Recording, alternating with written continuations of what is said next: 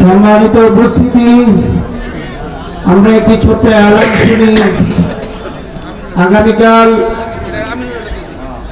আমরা সকলে জানি বর্তমান বাংলাদেশে সাতপন্থী তাবলীগ ওয়ালারা এদেশের ওলামায়ে কেরাম তথা আলমী শুরা তত্ত্বাবধানে পরিচালিত তাবলীগের মারকাজে ঐতিহাসিক টঙ্গী-পুরা ইস্তেমা ময়দানে রাতের নির্জনে বহু ওলামায়ে কেরাম এবং ছাত্র জনতার উপর নির্বিচারে হামলা করেছে এবং তিনজন ভাইকে শহীদ করেছে। তারই প্রতিবাদমূলক ওলামায়ে কেরামের আহ্বানে আয়োজিত হবে আগামীকাল থানার মোড় প্রতিবাদ সভা। আমরা এই মঞ্চ থেকে এলান করছি, যে সকল ভাইরা এলান শুনছি প্রত্যেকের কাছে আমাদের